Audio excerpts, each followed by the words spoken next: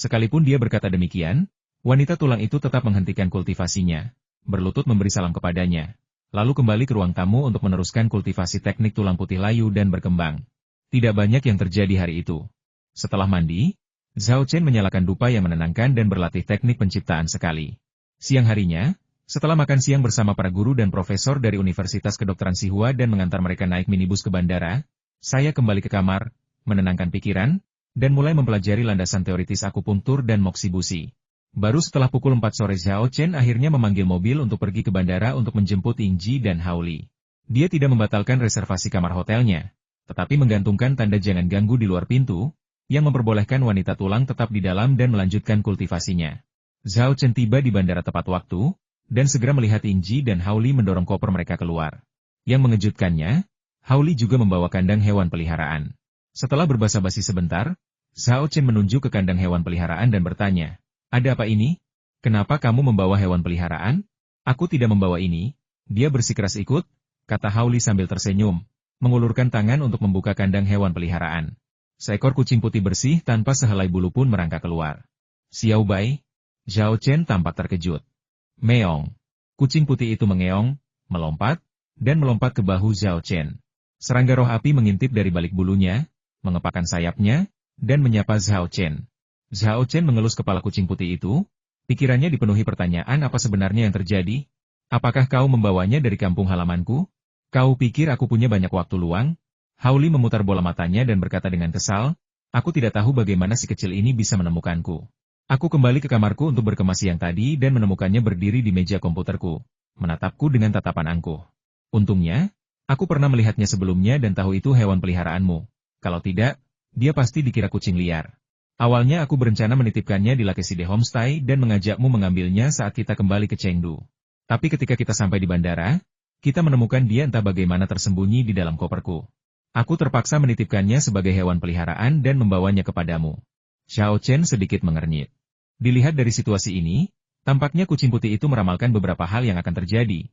Itulah sebabnya ia meninggalkan kampung halamannya, menemukan Hao Li, dan datang ke Shanghai bersamanya untuk bertemu dengannya. Tapi bagaimana ia tahu Hao Li akan datang ke Shanghai untuk menemuinya? Lagi pula, perjalanan dari kota asalnya ke Chengdu dengan mobil membutuhkan waktu lebih dari 10 jam. Bagaimana ia bisa menempuh perjalanan sejauh itu? Ia tidak mungkin berlari dengan keempat kakinya yang kecil, kan? Perjalanan ke Shanghai sudah selesai. Langkah selanjutnya adalah bertemu dengan teman-teman Hao Li dan Yingji, lalu pergi ke Gunung Putuo bersama. Mungkinkah sesuatu yang tak terduga terjadi selama perjalanan kami ke Gunung Putuo? Atau mungkin akan ada harta karun yang muncul? Setelah menghabiskan begitu banyak waktu bersama kucing putih itu, Zhao Chen tahu bahwa setiap kali si kecil bersikeras mengikutinya, itu berarti sesuatu akan terjadi. Ia hanya bisa berdoa dalam hati bahwa itu adalah hewan peliharaan kesayangannya. Setelah mengucapkan terima kasih kepada Hao Li, Zhao Chen mengeluarkan teleponnya dan menghubungi nomor Zhao Ling. Sesuai dugaannya, keluarganya tidak menyadari bahwa kucing putih itu telah kabur. Di kampung halaman mereka, kucing putih itu selalu dibiarkan berkeliaran bebas. Setiap pagi, ia akan meninggalkan rumah dan berlarian liar di desa, menindas kucing, anjing, dan ternak hingga mereka tidak berani melawan. Meskipun baru beberapa hari berada di kampung halaman mereka, ia telah menjadi tiran lokal. Hari ini pun tak berbeda. Menurut Zhao Ling, kucing putih itu meninggalkan rumah pagi-pagi sekali setelah bangun dan makan. Ia pikir kucing kecil itu akan berkeliaran seperti biasa, tetapi ia tak menyangka kucing itu pergi ke Shanghai untuk bertemu kakaknya. Bahkan setelah mendengar kata-kata Zhao Chen, Zhao Ling mengira dia bercanda Xiao Bai ada di Shanghai. Mustahil, kan? Zhao Chen baru percaya setelah mengiriminya foto mereka berdua. Lalu ia berseru tak percaya. Namun, Zhao Chen sudah terbiasa dengan hal itu. Dia telah melihat begitu banyak hal aneh dan tak masuk akal mengenai kucing putih itu, dan tidak lagi terkejut karenanya. Kucing putih kecil ini bukanlah makhluk biasa. Anda tidak dapat menggunakan akal sehat untuk memahaminya. Setelah menjelaskan situasi kucing putih itu agar keluarganya tidak khawatir tentang kehilangannya, Zhao Chen menutup telepon dan bertanya kepada Yingji dan Hao Li. "Kita mau kemana selanjutnya? Beri aku alamat agar aku bisa memanggilkan mobil." "Tidak perlu menelepon." Yingji melambaikan tangannya dan berkata, "Keluarga Ying kami punya bisnis di Shanghai. Sebelum datang ke sini, saya sudah menelepon orang-orang di sini dan meminta mereka untuk menyediakan mobil." Tepat pada saat itu, seorang pria dan wanita berjas rapi menghampiri dan berkata dengan hormat, "Halo, Nona, saya penanggung jawab Inges Real Estate di Shanghai." Yingji dengan dingin menyela perkenalan mereka. Bertanya, "Aku tidak ingin tahu siapa kalian." Apakah mobil yang kuminta sudah sampai? Pihak lain terkejut, tetapi tidak berani marah, dan berkata sambil tersenyum paksa, ada di sini, ada di tempat parkir, kami akan segera mengantarmu ke sana. Yingji melambaikan tangannya tidak perlu, berikan saja kunci mobilnya dan beritahu aku di mana mobil itu diparkir. Pihak lain tidak berani menolak dan hanya bisa patuh, menyerahkan kunci mobil kepada Yingji dan memberitahunya di mana mobil itu diparkir. Ayo pergi, panggil Yingji pada Zhao Chen dan Hao Li, lalu berjalan pergi. Dia cukup hangat terhadap teman-temannya, tetapi dia terlalu malas untuk peduli dengan orang asing. Hal ini tentu saja berkaitan dengan identitasnya sebagai seorang kultivator, tetapi juga tak terpisahkan dari kesombongan yang ia kembangkan dalam keluarga besar. Namun, Zhao Chen merasa hal ini tidak pantas dan berterima kasih kepada mereka berdua. Ucapan terima kasih yang sederhana ini membuat orang lain merasa tersanjung, dan mereka berulang kali berkata, saya tidak pantas menerimanya. Melihat Yingji dan Zhao Chen pergi, kedua petinggi real estate di Shanghai menyeka keringat dingin di dahi mereka dan berbisik satu sama lain rumor itu memang benar. Nona kedua memang dingin dan sulit didekati, tetapi teman-temannya cukup hangat. Setibanya di tempat parkir, mereka bertiga dengan mudah menemukan mobil mereka, Audi A6 hitam. Perusahaan di Shanghai ini tidak punya mobil yang bagus, jadi ini saja yang bisa, kata Yingji sambil membuka pintu mobil dan masuk ke kursi pengemudi. Dia mengendarai mobil super di Chengdu, jadi Audi A6 bukanlah mobil yang cocok untuknya. Kalian orang kaya memang pandai pamer, kata Zhao Chen sambil tersenyum kecut, lalu masuk ke dalam mobil. Yingji berkata dengan nada meremehkan, jangan berpura-pura miskin di depanku. Kau tipe orang yang bisa menggelapkan ratusan juta dari keluarga Ying kita dalam hitungan menit. Kau orang kaya sejati. Uang pribadiku yang sedikit itu sama sekali tidak sebanding dengan uangmu. Setelah bertukar canda, Zhao Chen bertanya, hei, ngomong-ngomong, kita mau kemana sekarang? Bagaimana kalau kita ke hotel dulu untuk beristirahat dan menitipkan barang bawaan? Hao Li berkata, masalah hotel ini tidak mendesak. Ayo kita cari Cheng Haoyu dan tanyakan situasi spesifik Lili dulu. Benar, yang penting kita selesaikan dulu masalah yang penting. Yingji setuju dengan saran itu. Baiklah. Zhao Chen tampak tidak keberatan, namun bertanya dengan santai, di mana Cheng Haoyu? Coba saya lihat. Dia mengirimi saya alamatnya. Yingji mengeluarkan ponselnya, mencari sebentar, lalu berkata, Distrik Puxin, Perumahan Peninsula Villa, Gedung 15. HM, mendengar alamat itu, Zhao Chen terkejut. Bukankah ini lokasi di Xiu dan Guichao di dekat Shanghai yang diberitahukan oleh teknik pelacakan kepadanya? Apakah ini benar-benar suatu kebetulan? Ada apa? Yingji memperhatikan perilaku Zhao Chen yang tidak biasa dan bertanya dengan rasa ingin tahu. Oh, bukan apa-apa. Aku cuma penasaran, bukankah seharusnya para petani tinggal di tempat yang tenang dan sederhana? Kenapa kalian semua suka tinggal di villa? Zhao Chen tidak bisa mengungkapkan kebenarannya. Kalau tidak, ia pasti akan menimbulkan kecurigaan bagaiman kau tahu ada orang lain yang memiliki istirahat kaisar dan rumput hantu? Apa kau diam-diam menyelidikinya? Hal semacam ini tabu, baik bagi seorang kultivator maupun orang biasa. Sedangkan untuk teknik pelacakan, itu tidak bisa diungkap lebih jauh, jadi ia hanya bisa mengarang alasan. Hao Li protes, jangan menggeneralisasi. Saya tidak tinggal di villa. Yingji memutar matanya ke arahnya dan berkata dengan kesal, Lakeside Residence MU dibangun di dalam taman lahan basah. Lebih bagus daripada villa manapun. Bisa dibilang ini adalah perumahan mewah. Lalu ia menjelaskan, kita tidak sedang menjalani hidup tanpa pamrih, jadi untuk apa menyiksa diri? Kenapa tidak tinggal di rumah yang bagus? Lagi pula, banyak villa mewah dibangun di tempat-tempat dengan Feng Shui yang baik. Misalnya, villa saya di Chengdu adalah harta karun Feng Shui. Meskipun tidak sebanding dengan tanah suci yang legendaris, bercocok tanam di tempat seperti itu dapat mencapai hasil 2 kali lipat dengan usaha yang lebih sedikit. Lagi pula, area villa jauh lebih tenang daripada area perumahan biasa. Jadi Anda tidak perlu khawatir terganggu saat bercocok tanam. Aku mengerti. Zhao Chen mengangguk, tidak menyangka ucapannya yang asal-asalan akan memancing reaksi seperti itu. Dari keempat unsur pokok praktik spiritual kekayaan, metode, teman, dan lokasi tempat tinggal dan tempat praktik memang cukup penting. Mengingat kembali apartemen yang disewanya di dekat sekolah, ia tiba-tiba menyadari betapa ia tidak terlalu mementingkan tanah. Ia bertekad, sekembalinya ke Chengdu, ia pasti akan mencari-cari lokasi yang strategis. Lagi pula, dengan kekayaannya saat ini, membeli apartemen di Chengdu bukanlah masalah besar. Di tengah tawa dan percakapan, Yingji memasukkan alamat ke dalam sistem navigasi mobil dan mulai mengikuti petunjuk, melaju menuju distrik Villa Peninsula. Dalam perjalanan, Zhao Chen menemukan kesempatan untuk bertanya, Cheng Haoyu ini dari aliran apa? Seorang ahli alkimia? Bahkan Yingji belum pernah mendengar tentang Disiu dan Guichao, dan keluarga Ying, dengan kekayaannya yang melimpah, tidak memiliki kedua ramuan spiritual ini. Tidak mengherankan jika Zhao Chen mencurigainya sebagai seorang alkemis. Tanpa diduga, begitu dia selesai berbicara, Yingji dan Hao Li tertawa terbahak-bahak. Apa yang kamu tertawakan? Tanya Zhao Chen dengan bingung. Hao Li tertawa terbahak-bahak, perutnya terasa sakit. Sambil memegang perutnya, ia berkata, Zhao Chen, bagaimana mungkin kau menghubungkan Cheng Haoyu dengan seorang ahli pemurnian pil? Mereka sama sekali tidak ada hubungannya. Yingji tersenyum dan mengoreksi, kau tidak bisa berkata begitu. Dalam arti tertentu, metode kultivasi Cheng Haoyu agak mirip dengan alkimia dan pembuatan obat. Namun, ia menyempurnakan inti batin dan mengolah esensi, energi, dan jiwanya. Zhao Chen menjadi semakin bingung apa sebenarnya pendekatannya.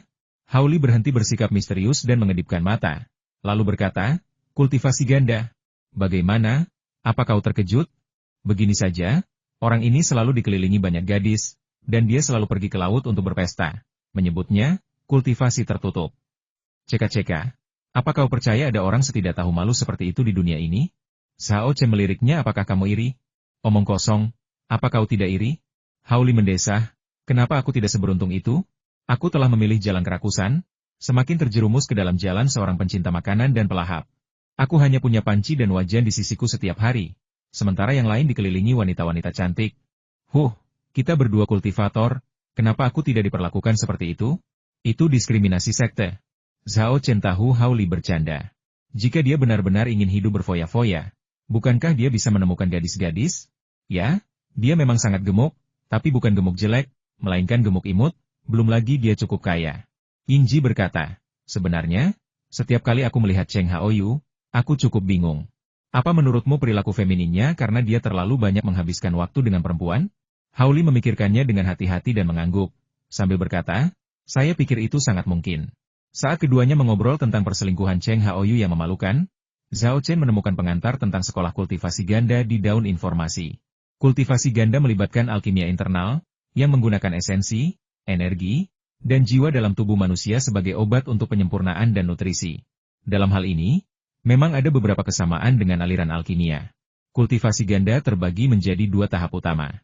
Tahap pertama disebut kultivasi ganda yin-yang, yang tidak berbeda dengan kultivasi ganda yang kita kenal. Kultivasi ini melibatkan hubungan seksual antara pria dan wanita, baik menyerap yin untuk mengisi yang atau menyerap yang untuk mengisi yin, yang pada akhirnya mencapai penyatuan yin dan yang. Tahap kedua adalah kultivasi diri, yang menekankan menyerap esensi dan darah diri sendiri. Penyatuan suami istri dalam tubuh sungguh luar biasa. Setelah mencapai tahap ini, seseorang dapat berkultivasi tanpa bantuan pasangan. Berdasarkan catatan Yingji, Hao Li, dan lainnya, Cheng Haoyu masih dalam tahap awal kultivasi ganda yin-yang, sehingga ia perlu selalu bersama para wanita.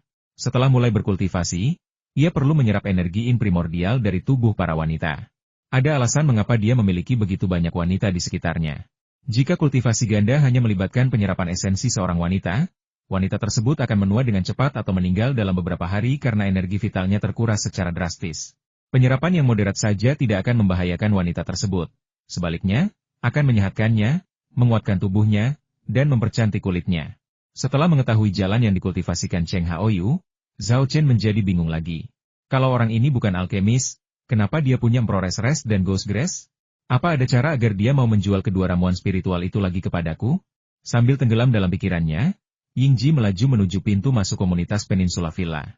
Setelah petugas keamanan memanggil Cheng Haoyu untuk memverifikasi, ia mengangkat penghalang dan mengizinkan orang lewat, lalu mengutus seseorang untuk memimpin jalan dengan kendaraan wisata listrik. Setibanya di gedung 15, Yingji memarkir mobil di tempat parkir di depan gedung, dan ketiga orang beserta kucing itu keluar dari mobil bersama-sama. Villa tempat tinggal Cheng Haoyu jauh lebih besar daripada villa Yingji di Rongcheng. Tamannya sendiri luasnya lebih dari 1000 meter persegi, menjadikannya rumah mewah sejati. Begitu ketiganya keluar dari mobil, gerbang villa terbuka, dan seorang wanita cantik berjas bisnis, berpenampilan menawan dan anggun, keluar sambil tersenyum dan berkata, kalian bertiga pasti tamu tuan muda, kan? Silakan ikut saya, tuan muda sudah lama menunggu Anda. Wah, panduannya juga bagus, 90 poin. Hao Li menggelengkan kepala, tampak iri. Zhao Chen terkekeh, sementara Yingji menampar dahinya dan memarahi, jangan mempermalukan dirimu sendiri, ayo pergi. Mereka bertiga berjalan melewati taman dan memasuki villa. Begitu dia masuk, mata Zhao Chen berbinar. Yang mengejutkannya, ia menemukan bahwa dua tanaman pot di ruang tamu villa itu adalah Di Xiu dan Gui Chao. Zhao Chen terbelalak, bergumam pada dirinya sendiri, serius? Dia menggunakan Empress Rest dan Ghost Grass sebagai tanaman pot? Apa Cheng Haoyu memang tidak tahu apa-apa? Atau dia memang luar biasa kaya? Hao Li mendekat dan bertanya dengan rasa ingin tahu. Apa yang kamu lihat? Zhao Chen bergumam, saya kagum dengan kemewahan villa ini. Hao Li melihat sekeliling dan mengangguk, lalu berkata, harus kuakui, dekorasi interior villanya sungguh menakjubkan, jauh lebih baik daripada kamar tidurku. Mendengar ini, beberapa garis hitam muncul di dahi Yingji dan Zhao Chen. Fatih Hao benar-benar berani membandingkan dirinya dengan orang lain. Kamar tidurnya, yang dibangun di atas dapur, praktis tidak berperabot, meskipun cukup luas, penuh dengan figurin, komik, game, dan barang-barang bertema anime lainnya. Sangat kontras dengan villa mewah Cheng Haoyu. Melihat ketiganya berhenti dan melihat sekeliling, wanita cantik yang memimpin jalan tidak mendesak mereka. Baru setelah mereka mengalihkan pandangan, ia tersenyum dan berkata, Tuan muda ada di atas. Silakan ikuti saya. Ketiganya mengikuti wanita cantik itu ke lantai 2 villa. Pada saat ini, tidak hanya Zhao Chen, tetapi juga Yingji dan Hao Li menatap dengan mata terbelalak. Karena mereka melihat pada dinding di kedua sisi koridor lantai 2, tergantung bingkai-bingkai foto yang indah. Orang awam mungkin mengira foto-foto berbingkai ini berisi karya-karya avant-garde dari seniman eksentrik. Namun, Zhao Chen dan kedua rekannya langsung menyadari bahwa ini bukanlah karya seni, melainkan jimat. Beberapa jimat yang kuat, seperti jimat cahaya petir, jimat pengikat 5 hantu, dan jimat Fata Morgana, digunakan sebagai dekorasi dan digantung di lantai 2. Sungguh sayang. Hao Li tak dapat menahan diri untuk mengeluh. Yingji mengangguk setuju. Setiap jimat yang tergantung di sini sangat bagus, namun Cheng Haoyu malah menyegelnya dalam bingkai foto alih-alih membawanya bersamanya untuk segala kemungkinan. Apa ini kalau bukan pemborosan sumber daya? Tepat saat itu, terdengar suara lembut dan menyenangkan dari ruangan sebelah Fatih Hao, kudengar kau menjelek-jelekanku. Apa kau tidak malu menjelek-jelekan orang di belakang mereka? Hao Li agak malu, tapi tetap berkata, kenapa aku harus malu? Aku hanya mengatakan yang sebenarnya. Dasar banci, kau punya jimat-jimat bagus ini, tapi tidak kau gunakan. Kau hanya menggantungnya seperti lukisan. Bukankah itu mubazir? Suara lembut dan menyenangkan itu langsung berubah menjadi marah. Sudah kubilang berkali-kali. Jangan panggil aku banci. Percayakah kau? Tidak, aku akan melawanmu sekarang juga. Segera setelah itu, seseorang keluar dari ruangan sebelah. Setelah mengamati lebih dekat, Zhao Chen menyadari bahwa meskipun pakaian pria itu sangat maskulin, ia memiliki wajah yang jauh lebih tampan dan memikat daripada wanita manapun. Jika seseorang tidak mengetahui seluk-beluknya, akan sangat sulit untuk mengaitkannya dengan seorang pria. Seseorang hanya akan salah mengiranya sebagai seorang wanita, dan wanita yang luar biasa cantiknya, yang mampu menyebabkan kehancuran suatu bangsa. Dahulu kala, ada seorang pria dalam sejarah yang lebih feminin daripada wanita Lord Longyang yang terkenal. Untungnya, meskipun Cheng Haoyu terlihat sangat seperti wanita, orientasi seksualnya normal. Melihat Cheng Haoyu benar-benar akan marah, Hao Li segera mengangkat tangannya tanda menyerah. Oke, aku tidak akan meneleponnya, Sambil mendengus, Cheng Haoyu berkata, kau pikir aku ingin menyegel jimat-jimat ini? Aku juga tidak mau, tapi jimat-jimat ini kualitasnya sangat tinggi dan sangat langka. Aku menghabiskan banyak tenaga dan uang untuk mendapatkan beberapa jimat ini, jadi aku enggan menggunakannya dengan mudah, dan aku juga takut jimat-jimat ini akan lembab dan dihinggapi serangga. Jadi aku hanya bisa menyegelnya dan menggantungnya seperti ini. Tapi kali ini, untuk menghadapi Tanuki, aku berencana membawa semuanya. Langka dan luar biasa. Zhao Chen agak terkejut.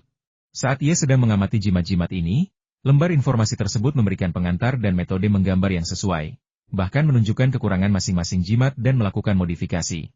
Jadi, ia berpikir bahwa jimat-jimat ini sebenarnya cukup biasa saja. Cheng Haoyu tak sengaja mendengar kata-katanya, dan nada bertanyanya membuat Cheng Haoyu mengerutkan kening. Ia bertanya, dan siapa ini? Yingji berkata, aku hampir lupa memperkenalkannya. Ini Zhao Chen, rekan Taois yang kami undang untuk membantu menangkap Tanuki. Halo. Zhao Chen tersenyum dan mengulurkan tangannya. Namun, Cheng Haoyu tetap bergeming. Ia melirik Zhao Chen dengan arogan, tak hanya menolak membantu, tetapi juga bertanya kepada Yingji dengan wajah muram, apa maksudmu? Kenapa kau membawa orang tambahan? Hao Li menjelaskan, Tanuki adalah binatang buas luar biasa yang hidup di zaman kuno. Dengan banyaknya sekutu kuat yang bekerja sama, peluang untuk berhasil menangkapnya akan jauh lebih besar. Cheng Haoyu merenung sejenak, lalu bertanya kepada Zhao Chen, aku ingin tahu apa nama pengguna kamu di forum kultivator? Zhao Chen berkata sambil tersenyum kecut, saya gagal ujian dan tidak bisa mendapatkan akun. Cheng Haoyu tertegun sejenak, lalu mendengus Yingji, Hao Li, apa kalian bercanda?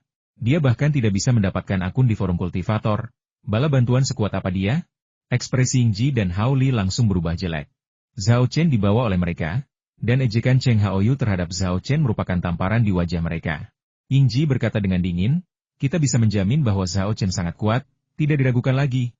Dia tidak berhasil dalam lamarannya, tapi itu bukan salahnya. Dia hendak menceritakan kisah Zhao Chen ketika Zhao Chen dengan lembut menariknya dari belakang, memaksanya menelan sisa kata-katanya. Zhao Chen juga mempertimbangkan hal ini. Dia tidak mengenal Cheng Haoyu dan tidak ingin dia tahu terlalu banyak tentangnya. Hao Li melanjutkan percakapan dan berkata, jika kamu tidak setuju dengan keikutsertaan Zhao Chen dalam operasi ini, maka aku dan Suster Ying akan mundur. Cheng Haoyu tertegun, tidak menyangka Yingji dan Hao Li akan mendukung Zhao Chen sekuat itu. Gila loh, itu Tanuki. Setiap bagiannya berharga banget, dan lo mau berhenti gitu aja? Cheng Haoyu benar-benar bingung, karena sulit untuk menggantikannya. Berbeda dengan Yingji, ia tidak terlahir dalam keluarga kultivator. Ia hanya orang kaya dan memiliki hasrat untuk berkultivasi sejak kecil. Setelah mencari guru-guru ternama, ia akhirnya dibimbing ke dunia kultivasi oleh seorang pendeta Tao yang mengajarinya teknik kultivasi ganda. Oleh karena itu, ia tidak bisa begitu saja memanggil sekelompok kultivator dari keluarganya untuk membantunya setiap kali menghadapi masalah, seperti yang dilakukan Yingji. Meskipun dia mengenal banyak orang di forum kultivator, dia hanya punya sedikit teman dekat, dan lebih sedikit lagi yang cocok untuk misi ini. Hao Li sangat diperlukan. Memasak hewan eksotis membutuhkan praktisi dari sekolah seni kulinernya. Memasak dengan cara lain hanya akan membuang-buang bahan dan sumber daya berharga. Hal yang sama berlaku untuk Yingji. Gunung Putuo sangat luas, dan suku Tanuki suka menggali di bawah tanah, sehingga kemampuan Yingji untuk berkonsultasi dengan hantu di dunia bawah sangat penting untuk menentukan lokasinya. Jika tidak, bahkan memimpin sekelompok besar orang untuk mencari di seluruh gunung mungkin tidak akan membuahkan hasil. Di bawah tekanan dari Yingji dan Hao Li, Cheng Haoyu tidak punya pilihan selain mundur. Memburu Tanuki bukan tugas biasa. Kalau tidak cukup terampil, kau hanya akan jadi beban, merugikan diri sendiri dan orang lain. Kalau kau mau membawanya, silakan. Biarkan dia membuktikan kemampuannya. Kalau dia benar-benar terbukti sekutu yang kuat, aku tidak hanya akan setuju untuk membawanya, tapi juga akan segera meminta maaf. Baiklah, Zhao Chen mengangguk setuju, lalu bertanya, bagaimana kau ingin aku membuktikannya? Cheng Haoyu berkata, sederhana saja. Tunjukkan keahlianmu. Selama kamu cukup kuat dan bisa menggunakannya untuk berburu rakun, kami akan membawamu bersama kami. Pamerkan keterampilan terbaikmu. Zhao Chen tercengang. Jika dikatakan dia punya banyak keahlian, pasti tak terhitung jumlahnya. Dia ahli dalam alkimia, kerajinan, menggambar jimat, merapal mantra, dan bahkan seni bela diri. Kemampuan mana yang seharusnya dia tunjukkan? Melihatnya ragu-ragu dan terdiam, Cheng Haoyu berasumsi bahwa dia sedang menahan diri dan terlalu malu untuk menunjukkan keahliannya. Dan tak kuasa menahan diri untuk mencibir, kenapa kau diam saja? Apa kau tidak punya keahlian untuk dipamerkan? Yingji langsung murka dan hendak membalas ketika mendengar Zhao Chen berkata, bagaimana kalau begini? Aku akan menggambar beberapa jimat. Menggambar jimat dan membaca mantra merupakan praktik umum di sebagian besar aliran kultivasi, meskipun kedalaman dan arah pembelajarannya berbeda. Awalnya, Cheng Haoyu berencana untuk memahami jalur kultivasi Zhao Chen dari keterampilan yang ia tunjukkan, tetapi kini tampaknya tujuan tersebut tidak tercapai. Jimat jenis apa yang bisa kamu gambar? Zhao Chen menunjuk dan berkata, jimat-jimat yang selama ini kau timbun seperti harta karun, kebetulan aku tahu cara menggunakannya. Cheng Haoyu awalnya terkejut, lalu tak kuasa menahan tawa. Kau benar-benar pandai menyombongkan diri. Jimat-jimat yang kupajang di sini semuanya jimat tingkat spiritual berkualitas tinggi. Hanya kultivator yang telah mendalami seni menggambar jimat selama bertahun-tahun yang bisa menggambarnya. Kau bisa menggambarnya? Apa kau bercanda? Ketika ditanya, Zhao Chen tidak marah. Ia hanya tersenyum dan berkata, nanti juga kamu tahu apakah itu lelucon atau bukan. Cheng Haoyu mengangkat alisnya, berhenti tertawa, mengamati Zhao Chen dari atas ke bawah beberapa kali, lalu berkata, baiklah, ikut aku. Ia berbalik dan berjalan ke ruang kerja di sebelahnya. Zhao Chen mengikuti mereka masuk, dan Yingji serta Hao Li juga menyusul. Keduanya mendekat ke telinga Zhao Chen dan berbisik, kau benar-benar tahu cara menggambar jimat-jimat itu di luar? Kau benar-benar tahu caranya? Kata Zhao Chen.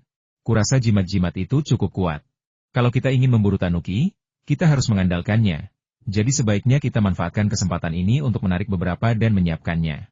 Sebelumnya, Zhao Chen sudah kewalahan oleh Xiao Yang.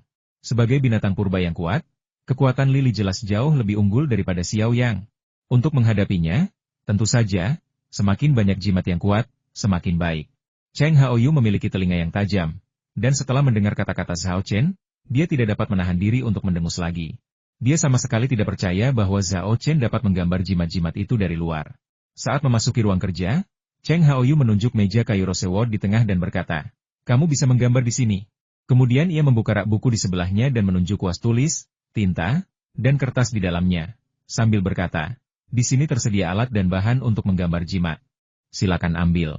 Zhao Chen tanpa basa-basi langsung menghampiri rak buku dan melihat bahwa kuas, tinta, dan kertas tulis Cheng Haoyu semuanya berkualitas tinggi untuk menggambar jimat dan merapal mantra. Ini adalah hal-hal yang tidak selalu dapat dibeli dengan uang. Cheng Haoyu murah hati, dan Zhao Chen juga murah hati. Gila kalau tidak pakai bahan sebagus itu. Semakin bagus bahannya, semakin tinggi tingkat keberhasilan dalam menggambar jimat, dan semakin kuat jimat tersebut. Zhao Chen mengeluarkan kuas, tinta, dan kertas kuning, lalu berjalan ke meja dan mengambil teknik menggambar jimat cahaya petir dari lembar informasi. Ia menggiling tinta sambil menghafalnya. 10 menit kemudian, tintanya sudah siap. Ia juga telah menguasai teknik menggambar jimat petir. Ia menahan napas dan mulai menggambar jimat di depan mereka bertiga. Begitu sikat rambut serigala menyentuh kertas kuning, Zhao Chen merasakan suatu perlawanan kuat datang ke arahnya. Karena telah menggambar jimat berkali-kali, ia cukup familiar dengan situasi ini. Ia menenangkan lengannya, berusaha agar tidak terpengaruh oleh perlawanan, dan perlahan menggerakkan ujung pena di atas kertas kuning. Sayangnya, meskipun ia telah melakukan pekerjaan yang cukup baik, ini adalah pertama kalinya ia menggambar jimat petir, dan kualitas jimat ini memang lebih tinggi dari jimat yang pernah ia gambar sebelumnya, sehingga daya tahannya juga lebih besar, dan ia gagal dengan sangat cepat. Menyaksikan kertas kuning yang ditulis Zhao Chen terbakar dan berubah menjadi abu dengan suara boom yang keras, Cheng Haoyu mendengus, "Jangan ambil pekerjaan yang tidak sesuai kualifikasimu. Lihat, bualanmu jadi bumerang." Namun, Zhao Chen cukup berpikiran terbuka. Lagi pula, ini pertama kalinya ia menggambar jimat petir, jadi kegagalan adalah hal yang wajar. Lagi pula, bahkan seniman berpengalaman pun tidak bisa menjamin keberhasilan setiap saat. Tanpa bergeming, dia membersihkan remah-remah di meja dan mulai menggambar jimat untuk kedua kalinya. Diabaikan membuat Cheng Haoyu kesal, dan setelah mendengus, ia berkata kepada Yingji dan Haoli, "Aku tidak tahu berapa lama dia akan menggambar jimat ini. Ayo kita ke ruang teh dan bicara tentang berburu tanuki." Yingji dan Haoli ragu-ragu sejenak. Tetapi Zhao Chen berkata tanpa melihat ke atas, "Silakan, aku akan datang menemuimu setelah aku selesai menggambar jimat." Setelah berbisik beberapa saat, Yingji berkata, "Baiklah, mari kita bahas dulu. Datanglah segera setelah kamu selesai menggambar jimatnya." "Baiklah," jawab Zhao Chen. Segera, Yingji dan Haoli mengikuti Cheng Haoyu keluar dari ruang belajar dan menuju ruang teh di sebelahnya untuk membahas rencana tindakan mereka. 1 jam berlalu dengan cepat. Di ruang teh, mereka bertiga hampir selesai mendiskusikan rencana tindakan mereka. Cheng Haoyu melirik arlojinya dan berkata, "Sudah 1 jam berlalu, dan aku masih belum tahu apakah anak itu sudah mengambil jimatnya. Saudari Ying, Fatihau, ayo kita lihat." "Aku yakin Zhao Chen sudah selesai menggambarnya," kata Yingji. Setelah menyaksikan berbagai kemampuan Zhao Chen, ia hampir sepenuhnya percaya pada kekuatannya. Haoli mengerutkan kening dan bertanya, "Cheng Haoyu, aku sungguh tidak mengerti kenapa kau mengincar Zhao Chen? Dia tidak menyinggungmu saat pertama kali bertemu, kan?" Cheng Haoyu mengangkat bahu dan berkata, "Aku tidak mengincarnya, hanya saja memburu tanuki itu sangat sulit, dan aku tidak ingin ada beban yang menghalangi kita. Lagi pula, seperti yang kau tahu, binatang seperti tanuki sangat langka di dunia ini karena energi spiritualnya yang langka. Jika kita tidak memanfaatkan kesempatan ini dan membiarkannya lolos, mustahil untuk memburunya lagi di masa depan." Saat mereka berbincang, ketiganya kembali ke ruang belajar dan kebetulan menyaksikan upaya Zhao Chen yang gagal dalam menggambar jimat. Cheng Haoyu mencibir, "Gagal lagi? Jangan bilang kau belum pernah berhasil 1 jam pun." Zhao Chen menghela napas, "Harus kuakui, aku meremehkan jimat-jimat ini sebelumnya. Jimat-jimat ini sangat sulit digambar. Sejauh ini, aku baru menggambar 4 atau 5 dari setiap jenis, dengan tingkat keberhasilan hanya 30%. Sebelum dia sempat menyelesaikan bicaranya, Cheng Haoyu memotongnya dengan seruan kaget. "Apa? Kamu menggambar 4 atau 5 jimat dari setiap jenis dalam 1 jam? Dengan tingkat keberhasilan 30%? Bagaimana mungkin? Kamu hanya membual." Zhao Chen meletakkan kuas bulu serigalanya dan menunjuk ke setumpuk jimat yang telah digambar di atas meja. "Semua jimat yang kugambar ada di sini. Kalau kau tidak percaya, kau bisa datang dan memeriksanya." Cheng Haoyu segera bergegas maju, dengan hati-hati mengambil jimat yang digambar Zhao Chen, dan memeriksanya satu persatu. Begitu dia mendapatkan jimat itu, dia tahu itu asli dan tidak palsu. Setiap jimat mengandung ki yang sangat murni dan melonjak, memenuhi standar jimat spiritual dengan sempurna. Namun, Cheng Haoyu masih memperhatikan bahwa jimat yang digambar Zhao Chen sedikit berbeda dalam beberapa detail dari yang tergantung di luar. Apakah karena saya kurang terampil menggambar jimat dengan benar sehingga perbedaan-perbedaan ini terjadi? Tetapi jika jimat itu tidak digambar dengan benar, bukankah seharusnya langsung gagal? Mengapa berhasil? Cheng Haoyu agak bingung dengan pertanyaan-pertanyaan ini. Yingji dan Hao Li pun berjalan ke meja. Masing-masing mengambil sebuah jimat, memeriksanya, dan tak dapat menahan diri untuk saling memandang. Keduanya melihat keterkejutan di mata masing-masing. Mereka tahu Zhao Chen ahli dalam alkimia dan pembuatan artefak, dan juga tahu dia cukup berpengetahuan dalam perdukunan dan seni kuliner, tetapi mereka tidak pernah menyangka bahwa keterampilannya dalam jimat akan begitu hebat. Itu jimat tingkat roh. Tingkat keberhasilan Zhao Chen dalam melukis secara mengejutkan mencapai 30%. Di antara para kultivator, bukan berarti tak ada yang bisa mencapai tingkat keberhasilan ini. Tetapi mereka semua adalah ahli jimat tingkat lanjut yang telah mendalami seni jimat selama puluhan tahun, hampir semuanya berusia 40-an, 50-an, atau bahkan lebih tua. Tapi berapa usia Zhao Chen? Sekitar 20 tahun. Mampu berdiri sejajar dengan para ahli jimat tingkat lanjut sungguh jenius. Lagi pula, dilihat dari nadanya, dia tampaknya tidak terlalu puas dengan hasilnya. Pertunjukan keberanian ini membuat Yingji dan Hao Li terdiam. Melihat Cheng Haoyu yang sudah cukup lama memegang jimat itu tanpa bergerak, Zhao Chen melambaikan tangannya di depan mata Cheng Haoyu dan berkata, "Bung, apa yang kau lamunkan? Bagaimana? Apa kau puas dengan jimat-jimat yang kugambar ini?" Cheng Haoyu tersadar dari lamunannya dan berkata, "Ki yang terkandung dalam jimat-jimat ini memang telah mencapai tingkat jimat spiritual. Tapi ada masalah. Aku melihat beberapa detail jimat-jimat ini berbeda dari yang tergantung di luar." "Ada apa?" Meskipun dia bertanya, nadanya tidak lagi sarkastis atau agresif. Sebaliknya, dia mengadopsi nada rendah hati yang meminta nasihat.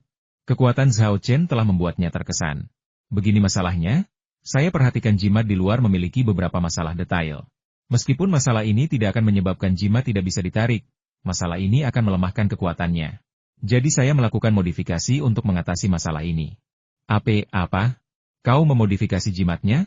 Mulut Cheng Haoyu menganga, tak percaya dengan apa yang didengarnya. Jimat-jimat ini telah ada selama ratusan tahun dan telah dipahat serta dipoles oleh banyak orang. Meskipun mungkin tidak 100% sempurna, jimat-jimat ini bukanlah sesuatu yang bisa dimodifikasi sembarang orang. Yingji dan Hao Li tak kuasa menahan diri untuk mengingat bantuan Zhao Chen dalam menyempurnakan bahasa hantu dan pagoda 9 api yang indah. Lalu bergumam dalam hati, kenapa Zhao Chen selalu berhasil menyempurnakan mantra dan rune yang sudah matang? Ada apa dengan otaknya? Dia terlalu mengerikan. "Apa yang kalian berdua gumamkan?" tanya Zhao Chen penasaran. "Bukan apa-apa." Yingji dan Hao Li berkata serempak. Takut Zhao Chen tahu mereka mengkritiknya sebagai anak ajaib, dan segera mengganti topik pembicaraan. "Apakah modifikasi yang kau lakukan ini berpengaruh? Jangan ragu dan kurangi kekuatan jimat ini. Inilah masalah yang dikhawatirkan Cheng Haoyu. Apakah ada efek perbaikan atau tidak? Kita akan tahu setelah mencobanya." Zhao Chen mengambil jimat petir dan melemparkannya. Jimat itu melesat keluar jendela dengan suara wus dan masuk ke taman villa, terbakar dan seketika berubah menjadi abu. Tak lama kemudian, beberapa sambaran petir tiba-tiba menyambar dari langit biru cerah, menghantam taman dan menimbulkan gemuruh guntur yang memekakan telinga. Setelah terdiam sejenak, Cheng Haoyu menoleh ke arah Yingji dan Hao Li dan bertanya, "Apakah kalian menghitung berapa banyak sambaran petir yang baru saja terjadi?" "Kurasa ada 3 jalur." Yingji mengingat dan berkata. Hao Li membenarkan, "Benar, 3. Ada 3. Benar-benar 3. Gumam Cheng Haoyu, wajahnya penuh ketidakpercayaan. Tingkah lakunya memang agak aneh, dan Yingji bertanya dengan khawatir, "Ada apa? Kamu baik-baik saja?" Cheng Haoyu tersenyum kecut dan menjawab, "Tidak apa-apa, aku hanya terkejut." "Takut? Apa maksudmu?" tanya Yingji bingung. Sementara Hao Li juga tampak penasaran. Cheng Haoyu menjelaskan, "Aku pernah menggunakan jimat cahaya petir sebelumnya, dan jimat itu hanya bisa memanggil 2 sambaran petir. Tapi jimat cahaya petir yang baru saja dikeluarkan Zhao Chen memanggil 3 sambaran petir." Hao Li tiba-tiba menyadari jadi, peningkatan Zhao Chen pada jimat cahaya petir berhasil? Cheng Haoyu berkata tanpa ragu, "Ini benar-benar sukses. Ini bukan sekadar peningkatan, ini seperti memperbarui Lightning Talisman ke versi 2.0.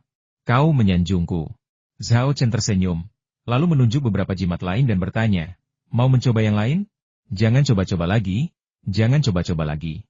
Cheng Haoyu melambaikan tangannya dengan cepat. "Aku yakin jimat-jimat ini pasti lebih kuat daripada yang sebelumnya. Jadi jangan sia-siakan. Kita simpan saja untuk menghadapi roh rubah." "Oke." Zhao Chen mengangguk setuju. Ia tidak ingin menyia-nyiakannya, karena menggambar jimat roh sangat menguras semangat dan tekadnya. Yingji berkata, "Cheng Haoyu, Kamu baru saja bilang akan meminta maaf kepada Zhao Chen asalkan dia membuktikan kekuatannya. Bukankah seharusnya kamu memenuhi janji itu sekarang? Cheng Haoyu juga sangat santai. Ia segera meminta maaf kepada Zhao Chen, lalu berkata dengan tulus, dengan bergabungnya kamu dalam operasi ini, peluang keberhasilan kita pasti akan meningkat pesat. Yingji memutar matanya ke arahnya dan berkata dengan kesal, sudah lama kukatakan padamu bahwa Zhao Chen sangat cakap, tapi kau tidak percaya.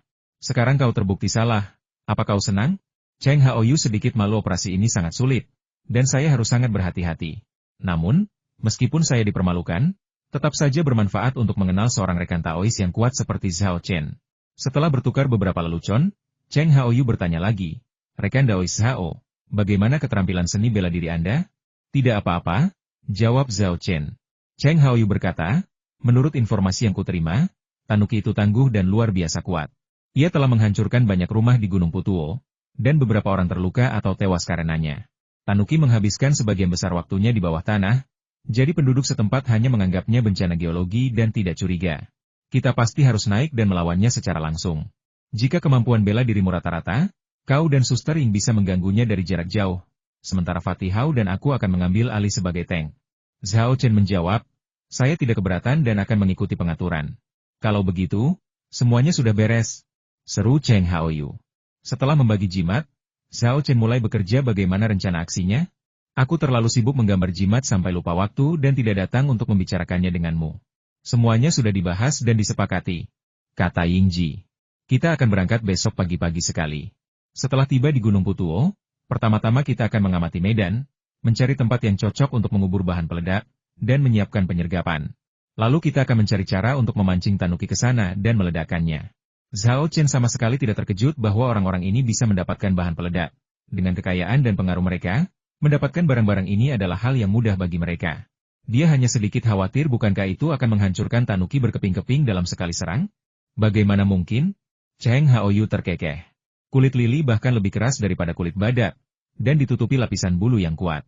Kemampuan bertahannya hampir setara dengan kendaraan lapis baja. Dengan bahan peledak yang kumiliki, itu sudah cukup baik jika mereka bisa melukainya. Begitu kita menemukan luka, kita akan segera memusatkan tembakan dan mencoba membunuhnya sebelum dia pulih. Zhao Chen merenung sejenak, lalu mengangguk dan berkata, benar. Binatang-binatang aneh ini tidak bisa dinilai dengan standar biasa. Yingji melanjutkan percakapan, menurut perkiraan kami, meskipun bom itu tidak melukai Tanuki, bom itu pasti akan membuatnya pingsan sesaat. Ini saat terbaik bagi kita untuk melancarkan serangan. Cheng Haoyu dan Fatih Hao akan menyelinap dan melawannya dalam pertempuran jarak dekat. Kau dan aku akan bertanggung jawab atas dukungan dan gangguan jarak jauh. Kau juga harus maju saat dibutuhkan. Dimengerti. Zhao Chen tahu bahwa untuk memburu binatang aneh seperti Tanuki, kerja sama tim sangatlah penting. Jadi dia tidak keberatan dengan pengaturan ini. Setelah Yingji selesai menjelaskan rencana tindakannya, Cheng Haoyu melirik arlojinya dan berkata, sudah larut, ayo makan. Yingji menunjuk ke arah Haoli dan berkata sambil tersenyum, dengan adanya Fatih Hao di sini, kenapa repot-repot pergi makan di luar? Cheng Haoyu menepuk pahanya dan berkata dengan penuh semangat, benar sekali. Bagaimana mungkin aku melupakan Fatih Hao? Aku sudah makan hidangan yang dia masak sendiri di restoran Lakeside terakhir kali, dan aku terus menikmatinya sejak saat itu. Hari ini akhirnya aku punya kesempatan untuk menikmatinya lagi. Haoli terdiam, jadi kau membawaku ke sini hanya untuk menjadi juru masak? Benar. Yingji dan Cheng Haoyu berkata serempak, kalau tidak, menurutmu untuk apa kami membawamu? Baiklah, aku terima takdirku. Apalagi yang bisa kukatakan selain menerima nasib burukku karena punya teman sepertimu? Haoli menggelengkan kepala dan mendesah sejenak sebelum bertanya, di mana dapurnya? Apa saja bahan-bahannya? Cheng Haoyu berkata dengan agak canggung, dapurnya ada di lantai 1. Soal bahan-bahannya? Untuk saat ini kami belum punya. Tapi tidak apa-apa, aku akan segera meminta seseorang untuk membelinya. Dia melangkah ke tangga dan berseru ke lantai pertama. Shen Qian, bisakah kamu pergi ke supermarket dan membeli beberapa bahan makanan? Oh. Dan kamu juga harus membeli minyak, garam, kecap, dan cuka. Haoli terkejut kamu tidak punya apa-apa di sini? Jangan bilang kamu bahkan tidak punya panci dan wajan. Cheng Haoyu berkata dengan nada datar, kau benar, memang tidak ada. Jangan memelototiku. Dapur di villa ini belum pernah digunakan sejak aku pindah. Bagaimana mungkin ada benda-benda seperti ini? Haoli benar-benar yakin dan berkata sambil tersenyum kecut. Lupakan saja, jangan ganggu gadis cantik itu lagi. Aku akan membeli bahan-bahan, bumbu, dan peralatan dapur sekarang. Aku tidak tahu berapa lama waktu yang dibutuhkan untuk mendapatkan semuanya. Kita gunakan saja apa yang kubawa. Kini giliran Cheng Haoyu yang terkejut, kau bahkan membawa peralatan masak, bahan-bahan, dan bumbu? Orang-orang dari sekolah Ding Xianyu terlalu berdedikasi. Di mana mereka? Apa mereka ada di dalam mobil? Aku akan mengambilnya sekarang. Sambil berbicara, dia berbalik untuk turun dan berjalan keluar. Hao Li mengulurkan tangan kanannya dan dengan bangga menunjukkannya bukan di dalam mobil, tapi di sini. Cheng Haoyu agak terkejut sampai ia melihat cincin penyimpanan di jari pria itu. Tatapannya menajam, dan ia bertanya dengan tak percaya, "Apa yang kau kenakan? Cincin penyimpanan?" "Benar sekali," jawab Hao Li dengan puas. Cheng Haoyu begitu iri hingga matanya hampir melotot. "Astaga, dari mana kau mendapatkan harta karun ini? Apa ini benar-benar cincin penyimpanan? Keluarkan isinya dan biarkan aku melihatnya." Hao Li juga berniat pamer. Jadi ia segera membuka cincin penyimpanannya dan mengeluarkan peralatan masak seperti panci, wajan, dan mangkuk. Tanpa sengaja, ia juga mengeluarkan buku porno tentang gadis-gadis kapal. "Apa yang kau ambil?" Yingji memelototinya dan berkata dengan kesal. Wajah Hao Li memucat. Ia segera memasukkan kembali buku porno itu ke dalam cincin penyimpanannya dan dengan canggung menjelaskan. "Ah, ini, ya, buku yang kupakai untuk mengisi waktu saat bosan." Jangan salah paham. Awalnya tidak ada yang salah, tetapi penjelasannya membuat semua orang terdiam. Itu buat menghabiskan waktu saat kamu bosan. Kenapa kamu tidak bilang saja itu program startup joystick? Melihat suasana mulai canggung, Cheng Haoyu turun tangan untuk meredakan suasana, merangkul Hao Li dan berkata, "Jadi, kau suka tipe gadis seperti ini? Lupakan doujinshi erotis itu. Setelah kita menyingkirkan Tanuki, aku akan mencarikanmu selusin gadis cantik. Kau bisa mendandani mereka seperti gadis kapal apapun yang kau mau." "Benarkah?" Mata Hao Li berbinar. Yingji memarahi. "Cheng Haoyu, bisakah kau berhenti membawa orang jahat bersamamu?" Cheng Haoyu merentangkan tangannya dengan polos dan berkata, "Bagaimana mungkin aku bisa menyesatkan siapapun? Aku sedang membahas masalah kesehatan fisiologis yang sangat serius dengan Fatih Hao. Oke?" Melihat Yingji hampir meledak, dia segera mengganti topik. "Fatih Hao, dari mana kamu mendapatkan cincin penyimpanan ini? Kamu benar-benar hebat. Kamu bahkan bisa mendapatkan artefak ajaib seperti itu? Aku sangat iri." Hao Li berkata dengan rendah hati, "Aku hanya punya satu cincin penyimpanan. Apa hebatnya? Saudari Ying punya 11, dia memang hebat." Mulut Cheng Haoyu ternganga. "11? Apa kau bercanda?" Hao Li berkata, "Buat apa aku menggodamu? Saudari Ying benar-benar punya 11 cincin penyimpanan. Kalau kau tidak percaya, tanya saja sendiri." Cheng Haoyu segera berbalik menatap Yingji. Yingji mengangguk dan menjawab, "Dia tidak berbohong padamu. Aku memang mendapatkan 11 cincin penyimpanan." Begitu menyadari Yingji berkata jujur, Cheng Haoyu benar-benar terkejut. "Astaga, apa kau merampok istana naga atau menggali gua dewa kuno? Tolong jual aku cincin penyimpanan, sebutkan harganya." "Mau beli cincin penyimpanan? Gak ada gunanya datang ke aku, kamu harus pergi ke dia." Yingji menunjuk Xiao Chen. "Apa maksudmu?" tanya Cheng Haoyu bingung. Yingji melirik Xiao Chen dan berkata sambil tersenyum, "Semua cincin penyimpanan kami dibuat olehnya." Mulut Cheng Haoyu ternganga tak percaya. "Bukankah dia ahli jimat? Bagaimana dia bisa membuat artefak juga?" "Hao Li, dengan ada kamu benar-benar tidak peka?" berkata, "Apa yang aneh tentang itu? Zhao Chen Hui punya lebih banyak hal untuk ditawarkan, kamu akan tahu nanti. Kamu sama sekali tidak bisa menilainya dengan standar biasa. Kalau tidak, kamu akan sangat terkejut sampai-sampai meragukan keberadaanmu." Yingji mengangguk, menyetujui pernyataan itu. "Saudara Zhao, mulai sekarang aku akan memanggilmu Saudara Zhao. Begini, kapan kau akan membuatkanku cincin penyimpanan? Sebutkan harganya, aku janji tidak akan menawar." Cheng Haoyu memeluk Zhao Chen dan memohon. Integritasnya benar-benar hilang. Zhao Chen langsung terkejut dan merinding di sekujur tubuhnya. Cheng Haoyu sangat tampan, suaranya manis dan merdu. Kalau dia perempuan, ini pasti akan jadi suguhan istimewa. Tapi sialnya, dia laki-laki. Dipeluk seperti itu oleh seorang pria, dan bahkan memohon dengan nada genit. Perasaan ini benar-benar mengerikan. Zhao Chen menggigil dan bahkan merasakan hawa dingin menjalar di tulang punggungnya dan sesak di anusnya. Dia segera melepaskan diri dari pelukan Cheng Haoyu dan berteriak, "Berhenti, jangan mendekat. Aku sudah janji akan membuatkanmu cincin penyimpanan. Lupakan soal uang, berikan saja 2 pot tanaman dari ruang tamumu di lantai bawah." Sekilas keterkejutan terpancar di mata Cheng Haoyu saat dia bertanya, "2 pot mana yang kamu suka?" Zhao Chen langsung turun ke ruang tamu, menunjuk di Xiu dan Gui Chao dan berkata, "Hanya 2 pot ini." Cheng Haoyu tidak terburu-buru menyetujui atau menolak, tetapi berkata, "Saudara Zhao, Anda memiliki selera yang bagus." Mendengar ini, Zhao Chen tahu bahwa Cheng Haoyu adalah orang yang cerdas dan dia pasti mengetahui detail tentang Di Xiu dan Gui Chao. Namun, Yingji dan Hao Li tampak bingung dan bertanya, Kalian berdua bisa bicara bahasa manusia? Teka-teki apa yang kalian mainkan? Zhao Chen menjelaskan, kedua pot ini bukan bunga dan tanaman biasa, melainkan dua jenis tanaman obat. Ramuan spiritual? Yingji teringat permintaan Zhao Chen sebelumnya dan langsung mengerti. Ia bertanya, mungkinkah itu istirahat kaisar dan rumput hantu? Benar, kedua ramuan obat ini adalah Empress Rest dan Ghost Grass. Sepertinya saudara Zhao sedang mencarinya. Cheng Haoyu menatap Zhao Chen dan berkata dengan penuh arti. Zhao Chen melambaikan tangannya, jangan panggil aku saudara Zhao, kau lebih tua dariku. Jangan bertele-tele, aku memang sedang mencari Empress Rest dan Ghost Grass. Aku bahkan meminta Yingji untuk mengirimkan permintaan di forum kultivator sebelumnya, tapi aku tidak menyangka akan melihatnya di sini bersamamu hari ini. Sebagian besar perkataannya memang benar. Zhao Chen hanya menyembunyikan fakta bahwa dia sudah tahu sejak lama bahwa Di Xiu dan Gui Chao ada di sini. Cheng Haoyu tertawa dan berkata, meskipun kau lebih muda dariku, kemampuanmu dalam menggambar jimat dan membuat artefak begitu tinggi sehingga aku mengagumimu. Memanggilmu kakak itu bukan hal yang buruk. Sekarang, mari kita mulai. Aku ingin tahu apa rencanamu dengan kedua ramuan spiritual ini?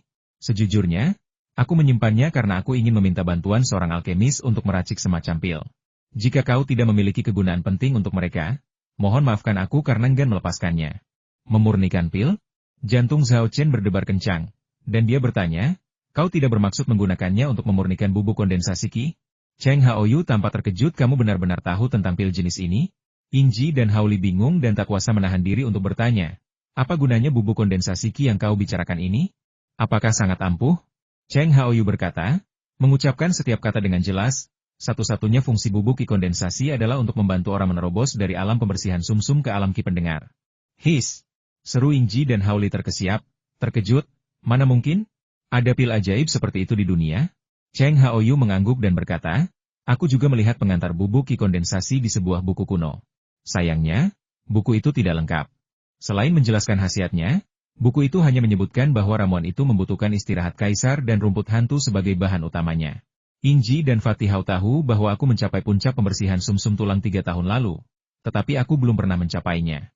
Untuk mencapai alam Qi pendengaran, aku berusaha keras untuk mendapatkan kedua ramuan obat ini dan ingin memurnikan bubuk Qi kondensasi. Namun, aku berkonsultasi dengan banyak alkemis, tetapi tidak satupun dari mereka yang tahu cara memurnikannya. Bahkan tetua Gunung Dingin, tetua Weng, dan wanita 100 herbal yang terkenal di forum kultivator tidak dapat memurnikan pil ini. Dia berhenti sejenak, lalu melanjutkan, karena saudara Zhao juga tahu tentang bubuk kondensasi Qi, maka tujuanmu pasti sama denganku, kan? Karena masalah ini sudah terungkap, tidak ada gunanya berbohong atau menyangkalnya lagi. Zhao Chen mengangguk dan berkata, ya, saya juga berencana menggunakan kedua ramuan spiritual ini untuk memurnikan bubuk kondensasi Qi.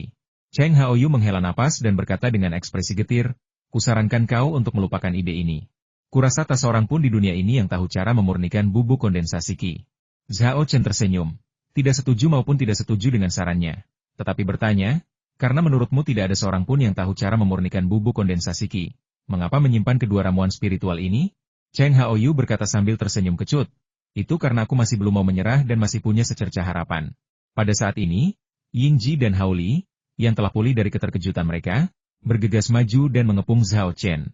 Yingji benar-benar meninggalkan sikap acuh tak acuhnya sebagai CEO, berpegangan erat pada tangan Zhao Chen dan bersikap genit. Zhao Chen, setelah kau menyempurnakan bubuk kondensasi Qi, kau harus memberiku satu. Aku akan memberimu harga berapapun yang kau mau, bahkan jika itu 100 juta lagi, tidak masalah. Sebelum mencapai alam pendengaran Qi, seseorang hanya dapat dianggap telah menyempurnakan tubuh, bukan benar-benar memulai kultivasi. Hanya dengan memasuki alam pendengaran Qi, seseorang dapat dikatakan telah benar-benar membuka pintu kultivasi. Bagi para kultivator, selama mereka bisa mencapai alam mendengarkan Qi, mereka tidak akan ragu untuk menghabiskan lebih dari 100 juta. Dengan kultivasi yang lebih tinggi, mengapa mereka khawatir tidak punya uang? Sungguh lelucon. Haoli tak kuasa mengeluh, jadi ia hanya bisa memohon, dan aku, saudara Zhao, impianku adalah memasuki alam pendengar Qi.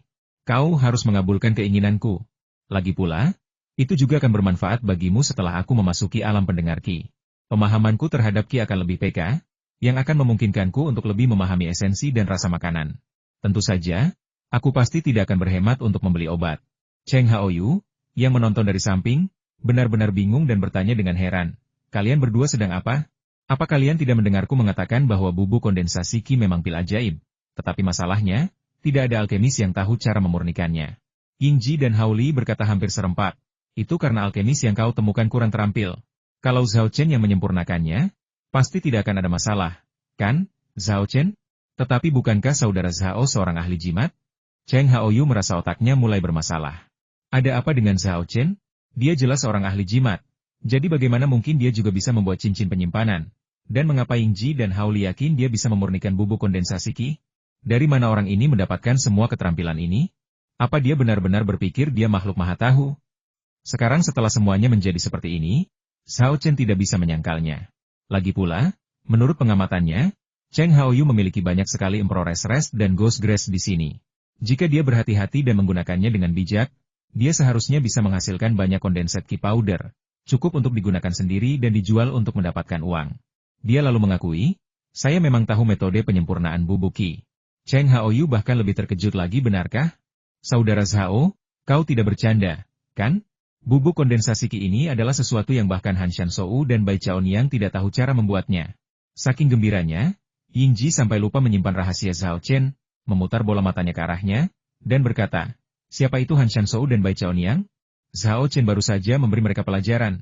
Cheng Haoyu sangat cerdik dan langsung mengerti kamu tidak bermaksud mengatakan bahwa saudara Zhao adalah saudara yang suka makan, paling populer dan misterius di forum kultivator, kan? Tapi bukankah dia baru saja mengatakan bahwa dia tidak punya akun di forum kultivator? Menyadari ada yang keceplosan, Yingji menatap Zhao Chen dengan malu dan meminta maaf. Setelah memastikan bahwa Zhao Chen tidak marah padanya, ia menghela napas lega dan menjelaskan sambil tersenyum. Akun itu milik Fakti Hao. Zhao Chen meminjamnya untuk memberi ceramah di forum kultivator. Bagaimana ini bisa menjadi kelas? Zhao Chen melambaikan tangannya sambil tersenyum kecut. Saya baru saja membuat utas yang menunjukkan beberapa kesalahan yang mereka buat dalam penilaian pendaftaran akun alkemis. Astaga, postingan itu benar-benar kamu yang posting, saudara Zhao? Mulut Cheng Haoyu ternganga, wajahnya dipenuhi rasa tidak percaya. Ini sungguhan, kata Hao Li sambil menyeringai. Kalau kamu nggak percaya, aku bisa masuk ke akun, kakak cuma suka makan, sekarang juga. Dengan keadaan yang sudah seperti ini, apalagi yang bisa Cheng Haoyu tidak percayai? Setelah terkagum-kagum sejenak, ia menatap Zhao Chen dengan mata terbelalak dan berputar-putar di sekelilingnya beberapa kali. Zhao Chen merasakan hawa dingin menjalar di tulang punggungnya karena tatapannya dan bertanya dengan bingung. Apa yang sedang kamu lakukan? Cheng Haoyu mendesah pelan dan menjawab, aku sedang mencoba mencari tahu monster macam apa dirimu sebenarnya. Menggambar jimat, membuat artefak, memurnikan pil, kau bisa melakukan semuanya. Tapi kau ahli dalam segala hal. Jika kau monster tua yang telah hidup ratusan tahun, kami akan menerimanya, tapi kau baru berusia sekitar 20 tahun. Bagaimana kau bisa mempelajari semua itu? Sungguh mengecewakan. Yingji dan Hao Li mengangguk serempak, menyampaikan perasaan yang sama. Zhao Chen menjawab dengan sungguh-sungguh, alasannya sederhana, saya seorang jenius. Cih! Mereka bertiga serentak mengacungkan jari tengah. Orang ini sungguh tak tahu malu. Setelah bercanda sejenak, Zhao Chen kembali ke topik, menunjuk di Xiu dan Gui Chao, lalu berkata, rekan Taois Cheng, berikan aku 2 herba spiritual ini. Setelah aku menyempurnakan bubuk kondensasi Qi, aku akan menyimpan sebagian untukmu. Cheng Haoyu merenung sejenak, lalu bertanya, apakah kamu yakin bisa memurnikan bubuk kondensasi Qi? Saya yakin, kata Zhao Chen dengan percaya diri. Bercanda, dengan warisan Wu Peng sebagai kode curang yang besar, bagaimana mungkin saya gagal memurnikan bubuk kondensasi Qi? Baiklah, aku bisa memberimu istirahat kaisar dan rumput hantu, tapi aku ingin 2 porsi bubuk kondensasi Qi, kata Cheng Haoyu. Zhao Chen mengangguk, tidak masalah. Tapi bubuk kondensasi Qi tambahan itu tidak akan ada hubungannya denganmu. Cheng Haoyu tersenyum dan berkata, tentu saja, aku tahu aturan mempekerjakan seseorang untuk memurnikan pil. Saat ini, di dunia budidaya, para alkemis berada dalam pasar penjual, memegang monopoli. Siapapun yang menginginkan bantuan alkemis tidak hanya harus menyediakan uang dan bahan, tetapi juga hanya menerima jumlah yang disepakati setelah pil dimurnikan. Apapun di luar itu menjadi milik sang alkemis. Cheng Haoyu telah menghubungi banyak alkemis sebelumnya, dan meskipun tidak ada yang mengambil pekerjaannya, dia tetap memahami aturan dan ketentuan. Setelah mencapai kesepakatan, Cheng Haoyu menyerahkan di Xiu dan Gui Chao kepada Zhao Chen. Zhao Chen membuka cincin penyimpanannya dan memasukkannya ke dalam. Lebih aman menyimpan ramuan obat berharga ini di dalam cincin penyimpanannya. Cheng Haoyu berkata dengan iri, saudara Zhao, setelah kamu selesai memurnikan bubuk kondensasi Qi, ingatlah untuk membuatkanku cincin penyimpanan. Kamu pasti akan mendapatkan bagianmu dari uang itu. Zhao Chen berkata, jangan khawatir, aku tidak akan pernah mengingkari janjiku. Yingji dan Haoli kemudian memberi instruksi kepada Zhao Chen bahwa setelah bubuk kondensasi Qi dimurnikan, jika ada sisa, dia harus menjualnya kepada mereka. Zhao Chen langsung setuju. Setelah menyelesaikan urusannya, Haoli pergi ke dapur. Setelah sibuk beraktivitas, ia mengeluarkan hidangan lezat yang telah ia siapkan dan meletakkannya di atas meja. Cheng Haoyu mengeluarkan anggur merah kesayangannya, dan mereka berempat sangat menikmati hidangan itu. Sambil makan, Cheng Haoyu berkata, "Kamu bisa menginap di vilaku malam ini. Aku sudah mengirim semua gadis pergi. Ada banyak kamar, kamu bisa pilih mana saja yang kamu suka." "Tidak perlu," tolak Yingji tanpa ragu. "Kita menginap di hotel saja dan akan kutemui lagi besok pagi." Haoli juga berkata, "Benar, kamu kan suka pesta setiap malam, dan kamu gak bisa hidup tanpa cewek. Meskipun kamu sudah mengusir semua cewek itu, siapa tahu kamu bakal heboh di tengah malam dan membawa mereka kembali. Kita menginap di hotel aja, biar kita gak perlu dengerin keributan yang kamu buat." "Apa maksudmu dengan, aku tak bisa hidup tanpa perempuan?" "Aku melakukan semua ini demi kultivasi." Cheng Haoyu membantah beberapa kali, lalu berhenti membujuknya untuk tetap tinggal dan berkata, "Baiklah kalau begitu, kita bertemu di dermaga besok pagi. Nanti kukirimkan lokasinya." Setelah makan malam, Zhao Chen dan kedua temannya tidak berlama-lama dan segera berpamitan. Demi kenyamanan, Yingji dan Haoli juga check-in ke hotel tempat Zhao Chen menginap, dan kamar mereka berada di lantai yang sama dengan kamar Zhao Chen. Setelah naik lift ke atas dan berbelok beberapa sudut, Zhao Chen tiba di pintu kamarnya. "Ini kamarku. Aku pulang dulu. Sampai jumpa besok pagi." "Tunggu sebentar." Yingji mengangkat alis dan berkata dengan ekspresi serius, "Ada aura kematian yang sangat kuat di ruangan ini. Apa yang kau masukkan ke sana?" Zhao Chen tidak menyembunyikan apapun dari mereka. Ia akan pergi ke Gunung Putuo bersama gadis tulang keesokan harinya. Jadi ia berkata, "Kalian akan lihat nanti saat kalian masuk." Ia mengeluarkan kunci kamarnya dan membuka pintu. Wanita tulang telah merasakan kembalinya Zhao Chen dan berlutut di ruang tamu untuk menyambutnya. "Tuan, Anda kembali." Yingji baik-baik saja. Tetapi Haoli terkejut saat melihat kerangka bergerak. "Astaga, apa-apaan ini?" Kucing putih itu melihat wanita tulang dan menjadi sangat tertarik. Kucing itu menghampirinya dan berputar-putar di sekelilingnya. Wanita tulang yang malang itu gemetar saat makhluk itu menatapnya. Entah kenapa, setiap kali wanita tulang melihat kucing putih, rasa takut yang kuat muncul dari lubuk jiwanya. Ia sendiri tidak mengerti mengapa ia takut pada kucing. Setelah mengamati wanita tulang itu dengan saksama, Yingji berseru kaget, "Ini wanita tulang? Dan dia mengenalimu sebagai tuannya?" Zhao Chen sama sekali tidak terkejut ketika dia mengenali wanita tulang itu sekilas. Lagi pula, dia adalah seorang praktisi perdukunan, bagaimana mungkin dia tidak mengenalinya? Inilah yang terjadi. Zhao Chen menceritakan apa yang terjadi pada Yingji. Lalu berkata, "Saya menduga Lingzi sudah melarikan diri kembali ke Jepang. Apakah keluarga Ying Anda punya informan di Jepang? Kalau begitu, tolong awasi keberadaan wanita ini untuk saya." "Tidak masalah." Yingji langsung setuju. Lalu menunjuk ke arah wanita tulang dan bertanya, "Apakah kau berencana untuk membiarkannya mengikutimu ke Gunung Putuo seperti ini besok?" Zhao Chen menjawab, "Tentu saja harus ada di dalam tas perjalanan. Kalau tidak, ada kerangka yang berjalan di jalan pasti akan menimbulkan kepanikan." Yingji bertanya, "Pernahkah kamu mendengar tentang seni lukis kulit? Teknik melukis kulit?" Zhao Chen tercengang. Pikirannya berpacu, dan ia segera teringat bahwa ia pernah melihat teknik ini di perpustakaan pemenang. Ia buru-buru membuka halaman informasi dan mengambilnya.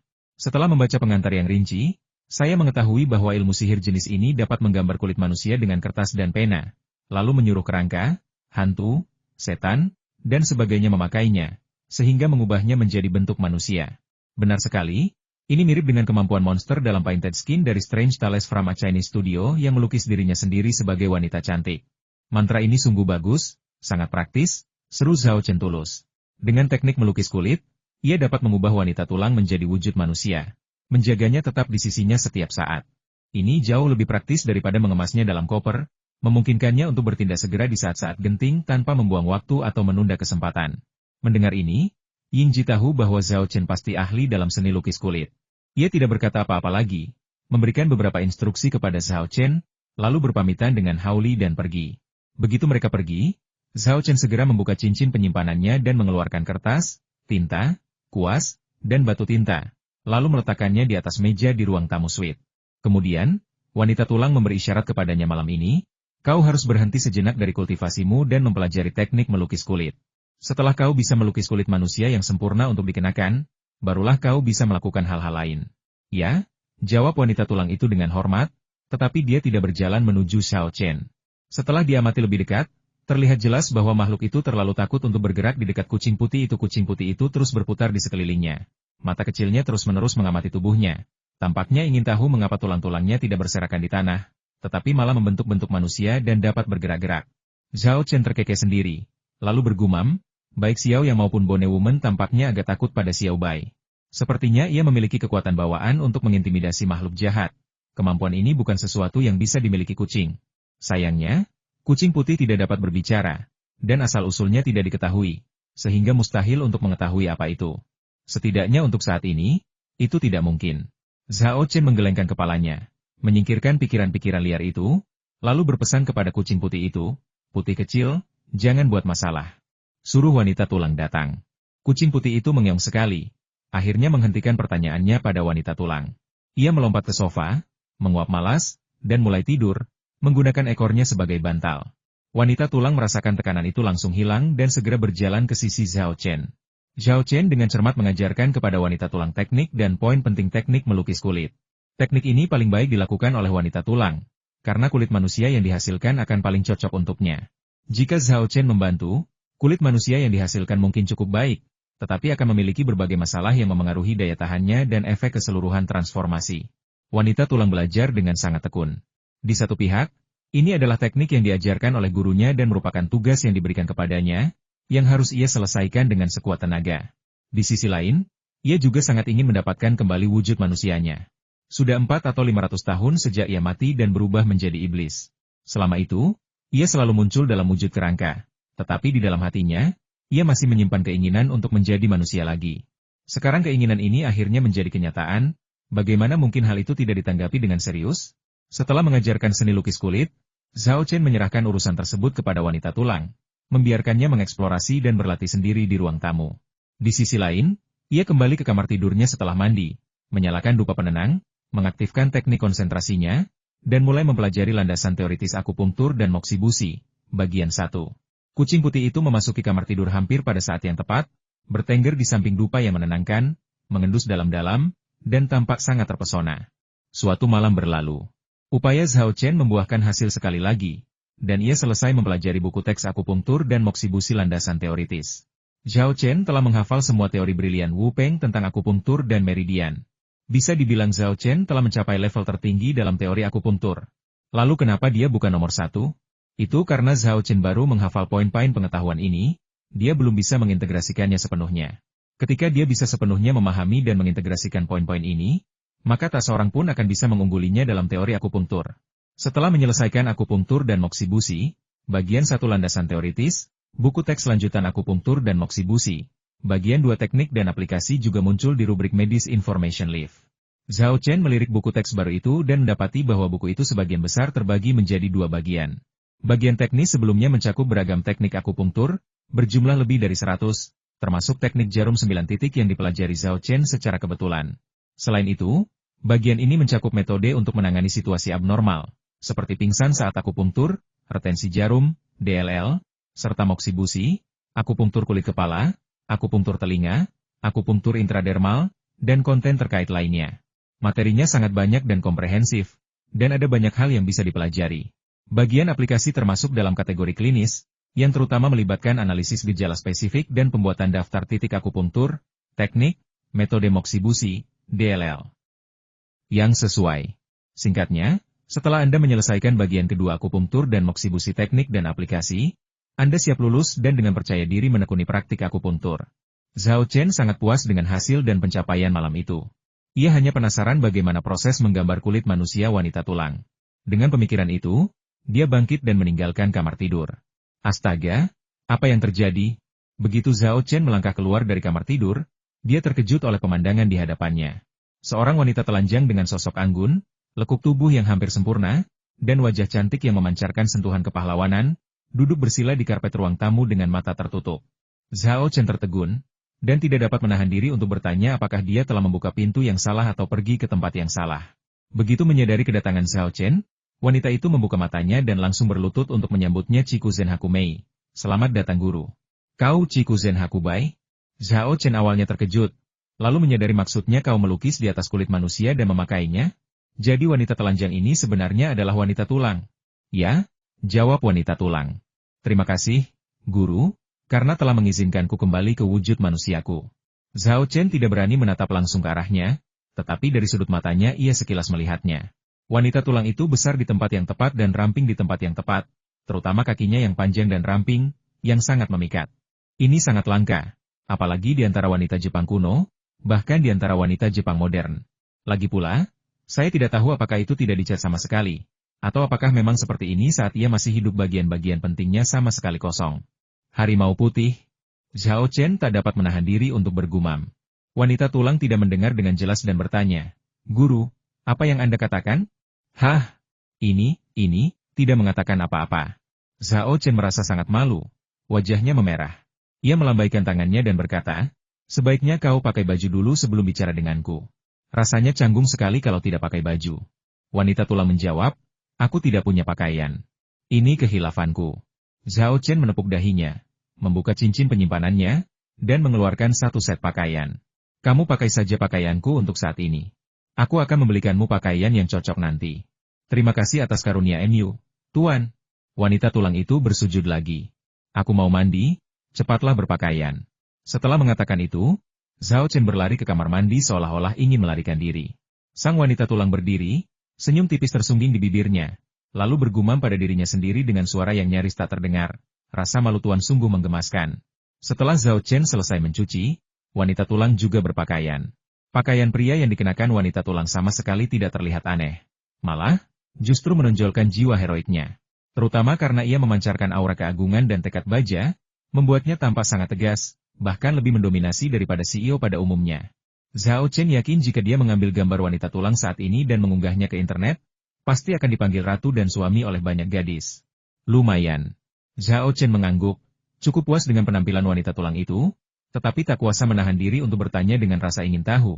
Apakah seperti ini penampilanmu di kehidupan sebelumnya? Wanita tulang itu menggelengkan kepalanya entahlah. Waktu aku melukis kulit, gambaran ini muncul di benakku, dan aku tak kuasa menahan diri untuk tidak menggambarnya. Jadi begitulah, Zhao Chen tiba-tiba menyadari. Dia merasa bahwa seperti itulah rupa gadis tulang sebelum dia lahir. Jika tidak, bagaimana mungkin dia ada di lautan kesadarannya dan diingat olehnya selama 4 atau 500 tahun? Melihat wanita tulang dari atas ke bawah, Zhao Chen tak kuasa menahan desahan dalam hati. Semasa hidupnya, ia memang cantik dan rupawan. Mengingat identitasnya sebagai seorang prajurit wanita, menunggang kuda, mengenakan baju zirah, menghunus tombak panjang dan bilah tajam, menyerbu barisan musuh, memenggal kepala jenderal musuh, dan meraih kemenangannya pasti sangat gagah. Sayangnya, ia lahir di era yang salah dan mati dalam keputusasaan. Kebencian dan amarahnya tak terbendung, dan ia menjelma menjadi iblis. Dia sungguh orang yang menyedihkan. Setelah merenung sejenak, Zhao Chen mengeluarkan wakizashi dari cincin penyimpanannya dan menyerahkannya kepada wanita tulang. Gunakan wakizashi ini untuk saat ini. Saat kita kembali, aku akan membuatkan senjata khusus untukmu. Terima kasih atas hadiahnya, Guru. Wanita tulang itu berlutut dengan satu kaki, mengangkat tangannya ke atas kepala, dan dengan hati-hati menerima wakizashi yang diberikan Zhao Chen. Sejujurnya, sikap tunduk seperti itu sungguh menyenangkan, bahkan bagi Zhao Chen. Setelah wanita tulang mengenakan wakizashi, Zhao Chen mengamatinya beberapa kali lagi dan mengangguk puas. Lumayan. Aku tidak melihat kekurangan apapun. Bahkan aura kematian dan energi iblis di sekujur tubuhmu tertutupi oleh kulit ini. Mudah untuk membedakan apakah kau manusia atau iblis. Satu-satunya hal yang mengejutkan Zhao Chen adalah kulit wanita tulang. Entah karena penggambarannya kurang bagus atau memang disengaja, kulit wanita tulang tampak sangat putih, tetapi keputihan ini berbeda dari putih pucat yang terlihat sakit-sakitan. Lebih seperti batu gio putih, halus dan menawan. Mengingat nama yang diberikannya kepada wanita tulang, Chikuzen White Plum, Zhao Chen mengurungkan niat untuk mengubahnya. Biarlah saja, Chikuzen White Plum. Kalau kulitnya tidak putih, bagaimana mungkin dia disebut White Plum? Tepat saat itu, bel pintu berbunyi, diiringi teriakan hauli saudara Zhao. Sudah bangun? Kenapa kita sudah pergi? Tanpa Zhao Chen memberikan instruksi apapun, wanita tulang membuka pintu. Saat melihat seorang wanita cantik muncul di pintu, hauli membeku dan secara naluriah berkata, maaf, saya salah masuk ruangan. Dia melirik nomor kamar dan membeku lagi. Tunggu sebentar. Nomor kamarnya benar. Ada apa? Kok bisa saudara Zhao tiba-tiba berubah gender dan menjadi wanita? Berdiri di sampingnya, Yingji mengangkat tangannya dan menepuk belakang kepalanya, sambil berkata dengan kesal, apa kau bodoh? Berganti kelamin? Kau terlalu banyak membaca komik. Dia lalu mengamati wanita tulang itu dari atas ke bawah beberapa kali dan bertanya, apakah kamu wanita tulang? Wanita tulang itu mengangguk dan menjawab, baik, Tuanku telah menunggumu lama sekali. Sebelumnya, ia tidak memiliki lidah atau mulut, dan hanya bisa berkomunikasi dengan mengeluarkan suara kresek yang mengerikan dari dentingan giginya. Selain Zhao Chen, tak seorang pun bisa mengerti apa yang ia katakan.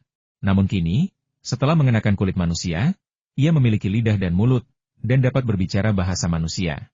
Namun, ia tidak berbicara selama ratusan tahun, dan ia berbicara bahasa Mandarin, jadi aksennya agak aneh, tetapi setidaknya masih bisa dimengerti.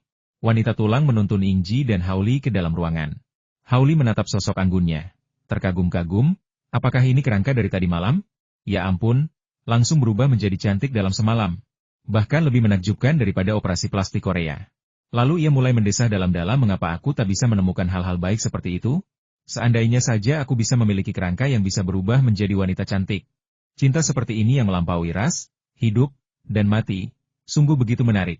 Mendengar ini, Zhao Chen dan Yingji sama-sama memutar mata mereka. Haoli bukan hanya seorang otaku anime besar, tetapi ia juga memiliki kasus Chu Nibyu yang serius. Begitu memasuki ruangan dan melihat Zhao Chen Hou, Yingji tersenyum dan berkata, "Aku tak menyangka kemampuan melukismu sebagus ini. Lukisan kulit manusia ini sungguh sebuah mahakarya." Zhao Chen menggelengkan kepalanya, "Kau salah. Kulit manusia ini dilukis oleh Chikuzen Hakubai sendiri. Itu tidak ada hubungannya denganku." "Oh." Yingji menoleh dan menatap wanita tulang. Lalu berkata dengan heran, "Aku tidak menyangka kau begitu ahli dalam melukis. Sepertinya saat kau masih hidup, kau bukan hanya seorang prajurit wanita biasa. Ini hanyalah cerita sampingan, dan mereka bertiga tidak banyak membicarakannya." Zhao Chen segera mengemasi barang-barangnya dan bersiap untuk pergi. Wanita tulang itu segera membuka pintu terlebih dahulu dan dengan hormat berkata, "Tuan, silakan." Saat masuk atau keluar lift, ia juga akan melangkah di depan dan menahan pintu agar tetap terbuka untuk melayani mereka bertiga. Ia bahkan mengurus prosedur check-out, berlarian mengurus semuanya agar Zhao Chen tidak perlu khawatir. Haoli memperhatikan dengan iri yang berkilat, "Kak Zhao, anak itu hebat. Dia benar-benar mewujudkan pepatah, kalau ada pekerjaan, sekretaris yang mengerjakannya." Aku jadi penasaran, kalau lagi nggak ada kerjaan, apa dia mengerjakan pekerjaan sekretaris? Sebelum dia sempat menyelesaikan ucapannya, kucing putih itu melompat dan menampar wajahnya dengan cakarnya, membuatnya terdiam. Yingji memutar matanya ke arahnya dan berkata dengan kesal, "Fatihau, sudah kubilang jangan banyak bicara. Lihat, bahkan Xiao Bai pun jijik padamu sekarang." Haoli sangat kesal. Melihat kucing putih itu, ia berkata, "Aku membawamu dari Chengdu ke Shanghai agar kau bisa bertemu kembali dengan saudara Zhao, dan begini caramu berterima kasih padaku?" Respons kucing putih itu sederhana, ia berbalik dan pergi, meninggalkan Haoli hanya dengan punggungnya dan bunga krisan yang bangga. Haoli benar-benar terdiam. Setelah wanita tulang selesai membayar, semua orang masuk ke garasi dan masuk ke Audi. Yingji mengeluarkan ponselnya, membuka lokasi yang dikirim Cheng Haoyu, menyalakan navigasi, dan melaju ke tujuannya. Lebih dari setengah jam kemudian, mobil tiba di dermaga. Cheng Haoyu sudah menunggu di sini, dikelilingi oleh 4 atau 5 wanita cantik. "Berikan kunci mobilnya, mereka akan memarkirkannya untukmu," kata Cheng Haoyu kepada Yingji. Kemudian ia menyapa Zhao Chen dan Haoli dan hendak mengantar mereka ke kapal pesiar yang ditambatkan di dermaga ketika ia melihat wanita tulang keluar dari mobil. Ia terkejut dan mengerutkan kening. Bertanya, "Kenapa kau membawa orang lagi?" Yingji menjawab dengan lembut, "Ini bukan manusia, melainkan wanita tulang yang ditundukkan Zhao Chen." Cheng Haoyu tertegun sejenak, dan mendapati Zhao Chen semakin tidak mengerti. Begitu berada di atas kapal pesiar, Cheng Haoyu melemparkan ransel hiking ke setiap orang, yang menggembung dan berat berisi barang-barang. Cheng Haoyu menjelaskan, tas ini berisi makanan, obat-obatan darurat, serta bahan peledak dan detonator. Jangan khawatir, 2 barang terakhir disimpan terpisah, jadi benar-benar aman. Selain itu, saya juga memiliki beberapa senjata dan peralatan di kapal pesiar ini. Silakan bawa apapun yang Anda rasa berguna dan sesuai. Oke. Zhao Chen dan 2 lainnya mengangguk setuju. Meskipun Cheng Haoyu tampak agak pucat, ia cukup kuat. Ia dengan mudah mengangkat ransel yang beratnya lebih dari 45 kg itu dan membawanya di punggungnya. Melihat Zhao Chen dan 2 orang lainnya tidak bergerak, ia terkejut dan mendesak, "Apa yang kalian lakukan hanya berdiri di sana? Cepat dan bawa di punggung kalian. Kalian pasti tidak akan sanggup membawa sesuatu yang beratnya 100 pon, kan? Untuk apa repot-repot membawanya?" Haoli terkekeh, membuka cincin penyimpanannya, dan memasukkan ransel ke dalamnya. Melihat ranselnya menghilang secara misterius dari pandangannya, Cheng Haoyu tiba-tiba teringat bahwa ketiga orang di depannya semuanya memiliki cincin penyimpanan. Ia dipenuhi rasa iri, cemburu, dan benci, lalu mendengus, "Sialan. Bagaimana mungkin aku lupa kalian punya cincin penyimpanan? Baiklah, Aku juga tidak akan membawanya. Kalian bisa urus barang-barang ini. Mereka bertiga tertawa serempak, membuka cincin penyimpanan mereka, dan memasukkan perlengkapan hiking mereka ke dalamnya. Zhao Chen juga membantu Cheng Haoyu memasukkan perlengkapan hikingnya ke dalam cincin penyimpanannya sendiri. Cheng Haoyu memanfaatkan kesempatan itu untuk mendesak. Saudara Zhao, setelah operasi ini selesai, kamu harus benar-benar ingat untuk membuatkanku cincin penyimpanan. Baiklah, aku akan mengingatnya. Zhao Chen setuju. Lalu memberi instruksi pada wanita tulang pergi dan lihat apakah ada senjata yang disiapkan oleh rekan Daois Cheng yang cocok untukmu. Baik. Wanita tulang itu menerima perintah itu dengan hormat dan pergi memilih senjata dan perlengkapan. Cheng Haoyu tak kuasa menahan diri untuk bertanya, benarkah itu wanita tulang? Melihat Zhao Chen mengangguk, ia mendecakkan lidahnya takjub, bukankah wanita tulang itu kerangka? Kok bisa secantik itu? Penampilan dan bentuk tubuhnya, bahkan menurut standarku, nilainya 95 dari 100. Zhao Chen menjelaskan, ini semua efek dari teknik melukis kulit. Tapi saya perkirakan tampilannya mungkin kurang lebih sama ketika masih hidup. Begitu. Pasti sangat terkenal semasa hidupnya. Maksudku bukan hanya penampilannya yang cantik, tapi juga aura heroik dan dominannya, yang tak bisa dimiliki wanita biasa. Penilaian Cheng Haoyu terhadap orang-orang cukup akurat. Setelah mengobrol sebentar, Yingji menyarankan, bagaimana kalau kita pergi dan melihat apakah ada senjata atau peralatan yang berguna? Ketiga orang lainnya mengangguk setuju dan masuk ke kabin bersama. Saat ini, wanita tulang telah memilih senjata dan perlengkapannya. Ia memiliki pedang tang yang tajam tersampir di bahunya dan sebuah busur komposit di tangannya, yang sedang ia sesuaikan. Meskipun busur ini berbeda dari yang ia gunakan sebelumnya, ia cepat beradaptasi dan segera menguasainya. Ia kemudian mengambil beberapa tabung anak panah, dan setelah melengkapi dirinya, ia minggir.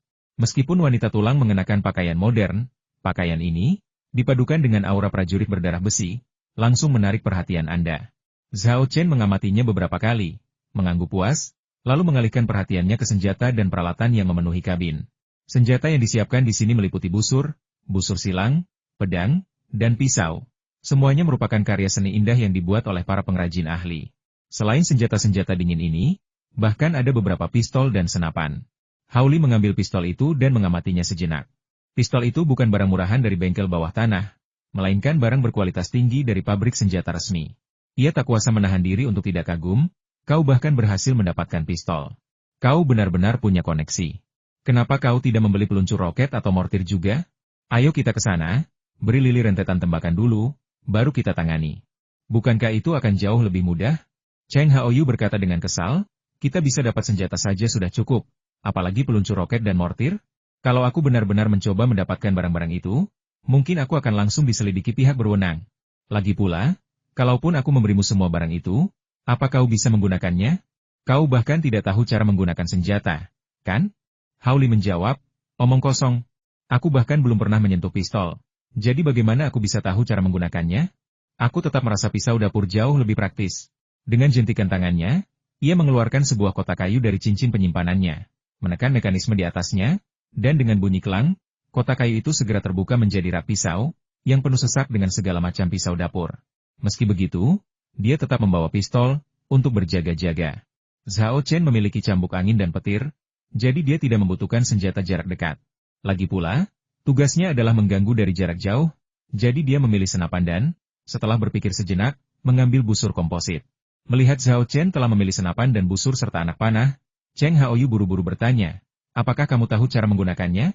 Pertanyaan itu bukan bermaksud sarkastis, melainkan karena ia takut Zhao Chen telah memilih senjata yang salah dan akan memengaruhi operasi mereka. Zhao Chen mengangguk dan berkata, saya sudah berburu di pegunungan bersama orang dewasa sejak kecil. Saya sering menggunakan busur dan bermain dengan banyak senapan berburu. Cheng Haoyu sangat gembira, tidak menyangka Zhao Chen benar-benar mampu memberikan dukungan tembakan jarak jauh. Namun, kedua senjata ini berbeda dari busur dan senapan berburu.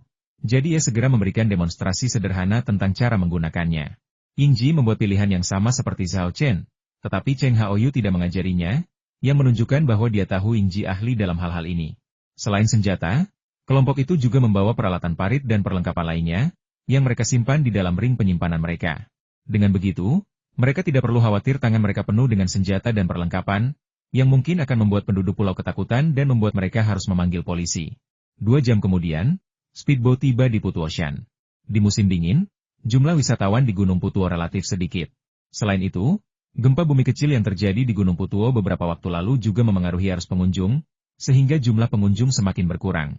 Jika dilihat dari luar, pulau ini merupakan tempat yang tenang dan damai dengan laut biru, langit, pegunungan hijau, dan kuil-kuil kuno. Setelah turun dari kapal pesiar, Cheng Haoyu membawa kami ke sebuah desa. Karena lokasinya yang dekat dengan kawasan wisata, desa ini memiliki atmosfer komersial yang kental.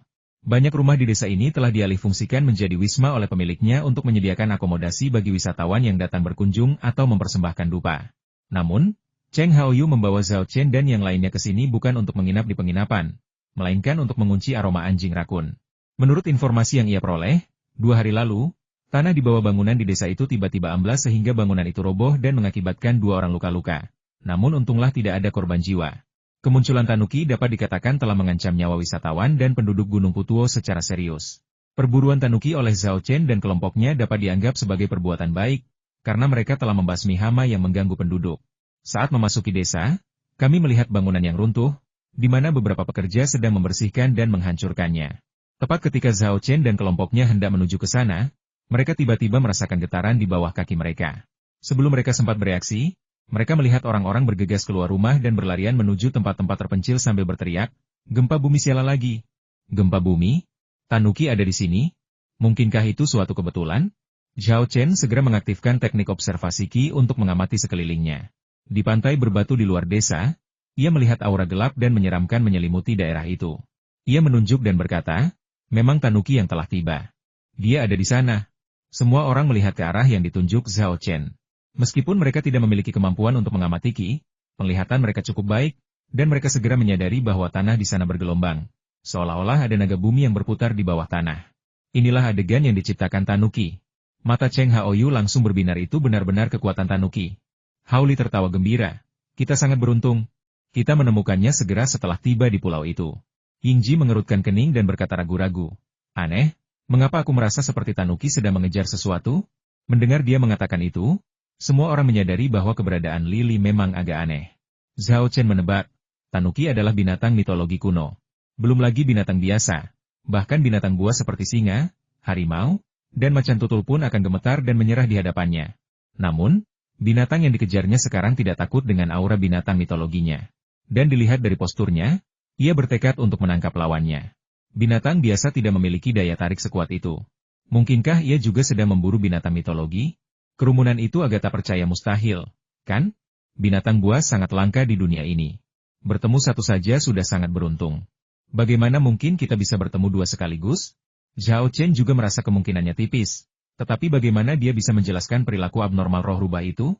Tepat pada saat itu, tanuki tiba-tiba berubah arah dan berlari kencang menuju desa. Tidak bagus. Ekspresi Zhao Chen berubah drastis. Karena dia menemukan bahwa sekelompok orang yang bersembunyi di area terbuka untuk menghindari gempa bumi berada tepat di depan Jalan Lili. Di antara kelompok ini terdapat banyak lansia dan anak-anak. Jika ini tidak dihentikan, banyak dari mereka akan kehilangan nyawa. Yingji, Haoli, dan Cheng Haoyu juga memperhatikan situasi ini. Seperti Zhao Chen, mereka tidak ragu menghadapi serangan tanuki. Sebagai praktisi, bagaimana kita bisa berdiam diri dan menyaksikan seseorang meninggal? Menjadi penonton yang berdarah dingin hanya akan merusak hati Dao Anda dan menumbuhkan setan dalam diri Anda.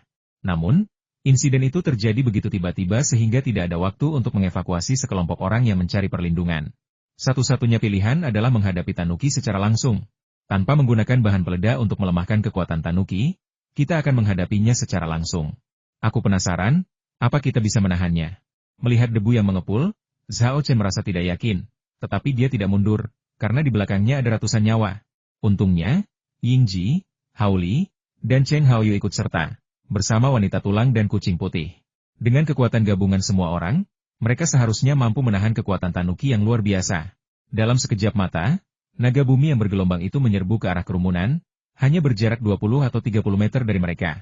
Pada saat inilah kelompok itu melihat seekor binatang di tengah debu yang bergulung-gulung. Penampilan hewan ini agak mirip babi hutan, tetapi jauh lebih kecil, hanya sedikit lebih besar dari kucing.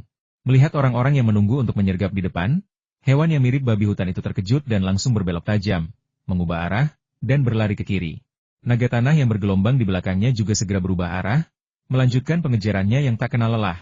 Lili benar-benar sedang memburu mangsanya, seru Cheng Haoyu. Apa yang dikejarnya?